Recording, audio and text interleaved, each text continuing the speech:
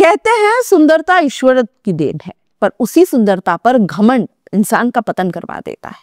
बचपन में हम सबने स्नो वाइट की कहानी जरूर सुनी होगी दोस्तों। एक रानी थी जिसे अपनी खूबसूरती पर बेहद नाज था, और जब उसे ये डर लगा कि कोई उससे ज्यादा खूबसूरत न हो जाए कहीं, तो वो उसे मरवा देती थी।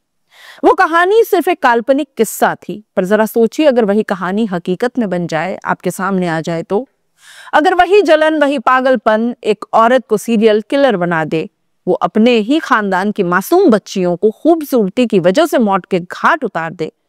दिल्ली के पास पानीपत में एक ऐसा ही दिल दहला देने वाला सच सामने आया है। एक ऐसी महिला की कहानी जिसने खुद को सबसे खूबसूरत साबित करने के लिए 4 बच्चों की हत्या कर डाली, और आपको यकीन होगा उनमें से एक उसका अपना बेटा भी था। नमस्कार, मैं जयश्री नागदा और आप देख रहे हैं क्राइम रिपोर्टर। दोस्तों, ये कहानी है पूनम की, पानीपत की उस साइको ब्यूटी किलर की जिसकी सनक ने पूरे परिवार को हिलाकर रख दिया। 1 दिसंबर की बात थी और हरियाणा का पानीपत, घर में शादी का माहौल, ढोल नगाड़े, हलचल, हंसी खुशी। इसी घर में पूनम आई थी, सोनीपत की रहने वाली, पर शादी से पानीपत की बहू थी। बारात निकलने वाली थी, दोपहर के 1:30 बज रहे थे, सारा परिवार तैयार था। बस पूनम ने अचानक कहा कि तबीयत ठीक नहीं है, मैं नहीं जा पाऊंगी। कोई शक नहीं दोस्तों, इस पर कोई सवाल नहीं, शादियों में ऐसा होता रहता है। घर से बारात चली गई, अंदर कुछ बुजुर्ग महिलाएं ही बची थी। तभी एक दादी ने घबराकर फोन किया कि विधि नहीं मिल रही है। 6 साल की मासूम बच्ची, पूरे घर में हड़कंप मच गया। दादा, जो हरियाणा पुलिस में रिटायर्ड सब इंस्पेक्टर थे, बारात छोड़कर घर लौटे। पूरा घर छान मारा, विधि कहीं नहीं थी। ढूंढते ढूंढते लोग एक कमरे तक पहुंचे जिसकी कुंडी बाहर से लगी थी। दरवाजा खोला गया और अंदर जो देखा उसने सबके पैरों तले जमीन खिसका दी। एक छोटा सा प्लास्टिक का टब, और उसमें विधि का सर पानी में डूबा हुआ, बाकी शरीर बाहर। पूरा घर चीखों से भर गया। सबने कहा हादसा है, बच्ची खेलते खेलते गिर गई होगी। पर दादा ने कहा नहीं, ये एक्सीडेंट नहीं है, ये हत्या है, और असली कहानी बस यहीं से शुरू होती है। दादा ने कहा कि टब इतना छोटा है कि एक 6 साल की बच्ची एक्सीडेंटली उसमें डूब नहीं सकती। दूसरी बात, दरवाजे की कुंडी बाहर से लगी थी, कोई अंदर होता तो बाहर से कुंडी कैसे होती। तीसरी बात, कुछ महिलाओं ने बताया कि जब विधि गायब हुई तो पूनम के कपड़े गीले थे। पूछने पर वो कभी कहती पानी गिर गया, कभी दूध गिर गया। डरी हुई, घबराई हुई थी। अब मामला सीधा सीधा हादसा तो नहीं था। पुलिस बुलाई गई और जब सीसीटीवी देखे गए तो पूनम बार बार घर के अंदर बाहर जा रही थी, घबराई हुई, अजीब सी बॉडी लैंग्वेज। सीसीटीवी में घर में पूनम के अलावा कोई और घुसते निकलते भी नहीं दिखा। शक अब शक नहीं रहा था, एक मजबूत दिशा पकड़ चुका था। पूनम को पुलिस स्टेशन ले जाया गया। पहले वो टालती रही, बहाने बनाती रही, पर जब पुलिस ने सारे सबूत उसके सामने रखे, सीसीटीवी फुटेज, गीले कपड़े, कुंडी वाला कमरा, सब कुछ उसे बताया, तो कुछ घंटों के बाद ही पूनम टूट गई। और टूटने के बाद जो कुछ उसने कहा वो सुनकर पुलिस वाले भी सन्न रह गए। पूनम ने कहा कि विधि ही नहीं, मैंने 3 और बच्चों को मार डाला। कुल 4 हत्या, 4 मासूम, और हत्यारन थी पूनम। पहला कत्ल 2019 में पूनम की ननद की 5-6 साल की छोटी बेटी घर आई थी। उसे देखकर पूनम के दिमाग में वही सनक उठी, ये बड़ी होकर मुझसे ज्यादा खूबसूरत हो जाएगी। वो मौका देखती रही। एक दिन बच्ची टब में खेल रही थी, पूनम ने पीछे से उसका सर पकड़ा और तब तक पानी में दबाए रखा जब तक बच्ची की सांसें न रुक गई। घर वालों ने मान लिया कि हादसा है, किसी को शक नहीं हुआ।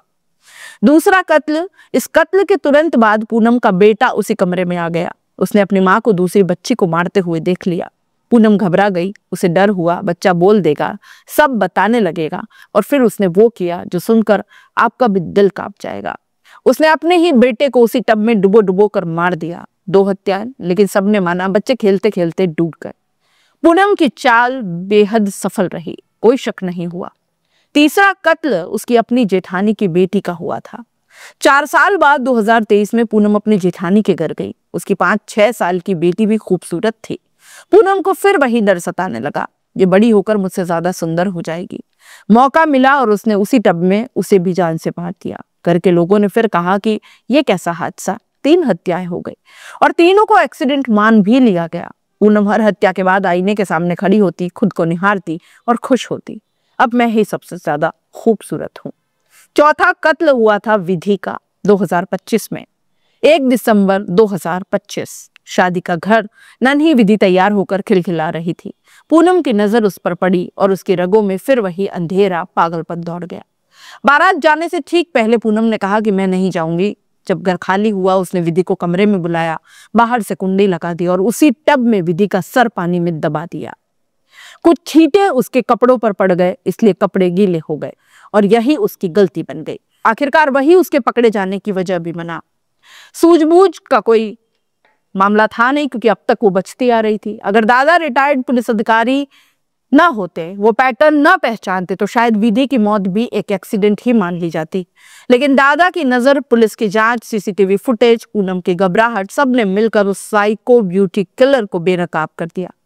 आज पूनम पुलिस कस्टडी में है, 4 हत्या का कबूलनामा भी कर चुकी है। पुलिस ये भी जांच रही है कि कहीं और भी हादसे तो उसी के नाम पर नहीं हुए हैं। पूनम की मनोवैज्ञानिक हालत का भी परीक्षण होगा, लेकिन उसने खुद पुलिस को कहा कि हर कत्ल के बाद मैं खुश होती थी, लगता था अब कोई मुझसे ज्यादा खूबसूरत नहीं बचेगा। लोगों का कहना है कि ये एक साइको किलर है जिसे अपने चेहरे से प्यार नहीं, बल्कि उस पर पागलपन की हद तक घमंड था। बच्चियां खूबसूरत थी, यही उनकी गलती बन गई। हमने स्नो वाइट में पढ़ा था, रानी सुंदरता के जलन में लोगों को मार देती थी, पर किताबें तो काल्पनिक होती हैं, जिंदगी असली होती है। और पानीपत की ये कहानी साबित करती है कि कई बार हकीकत कहानी से भी ज्यादा डरावनी हो जाती है। 4 मासूमों की बलि एक औरत की जलन और सनक की वजह से चढ़ गई, और अब पूरा परिवार सोच में डूबा है कि इतने सालों तक वो सब एक सीरियल किलर के साथ रहते रहे पर पहचान नहीं पाए। पर दिल का दर्द, सदमे की खामोशी अभी बाकी है। सब कुछ यही खत्म नहीं हुआ था। आप इस पूरे मामले को कैसे देखते हैं? अपनी राय कमेंट बॉक्स में लिख दीजिए। जाते जाते चैनल को लाइक, शेयर और सब्सक्राइब जरूर कर दीजिए। नमस्कार।